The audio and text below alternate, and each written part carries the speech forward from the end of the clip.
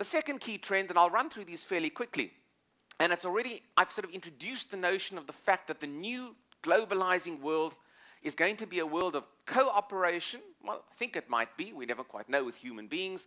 But it also is a world where power is diffused more than ever before. No one nation has completely unfettered power in the world anymore. In the past, the United States had a preponderance of military power.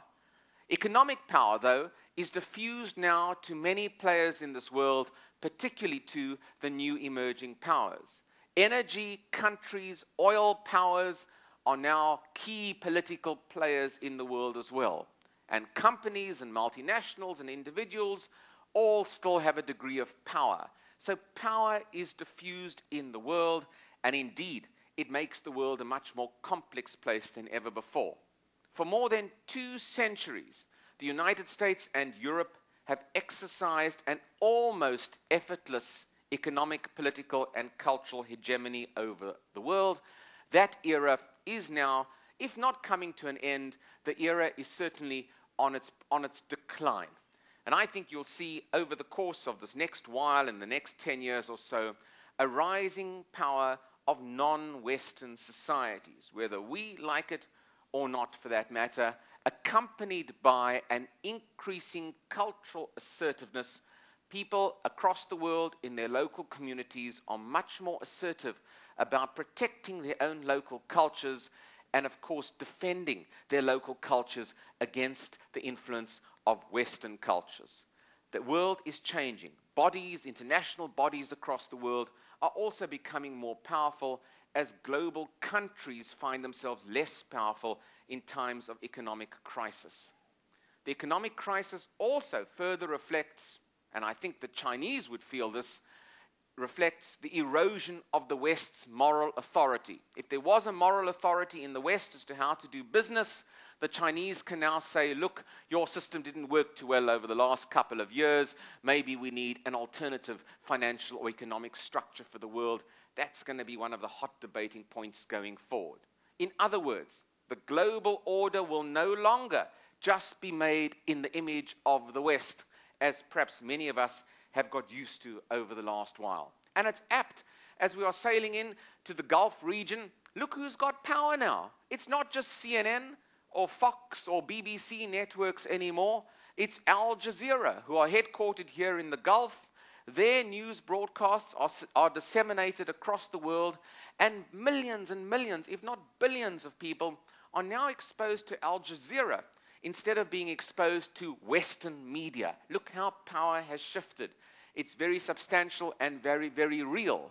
Look to see who's got power now as well in the world. It's not a government. It's not even a multinational. The state gas company in Russia called Gazprom is now the world's 3rd largest owner of oil and natural gas after Saudi Arabia and Iran.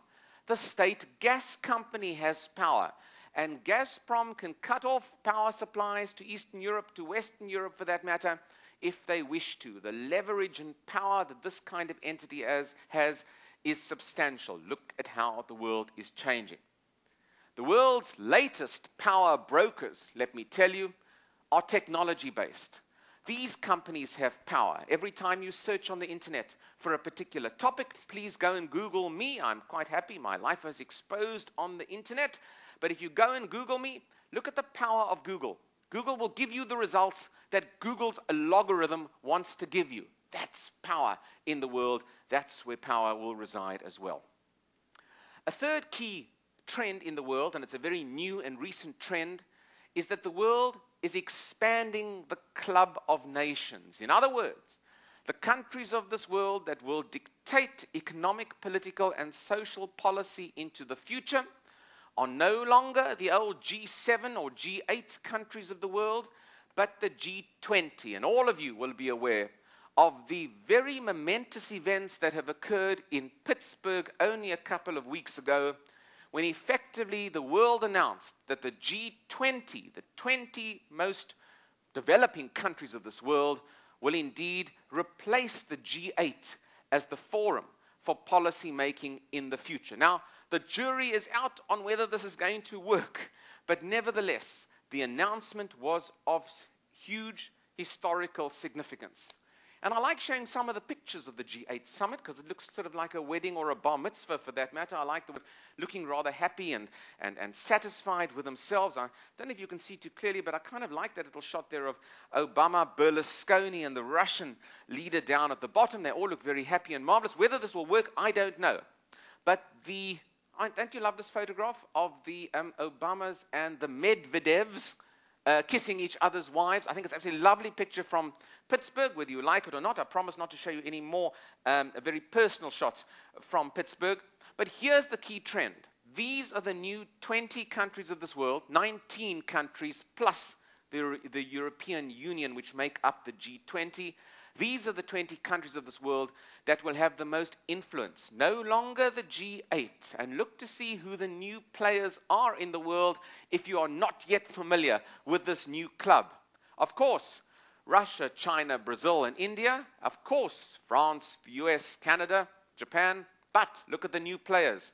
South Korea, Australia, Indonesia, Saudi Arabia, South Africa, Turkey, Argentina, Mexico. These are the new players who will have an enhanced role in governing the world. This is not world global governance, horror to horrors for some of you sitting here, but certainly it enhances the role of these countries in the world.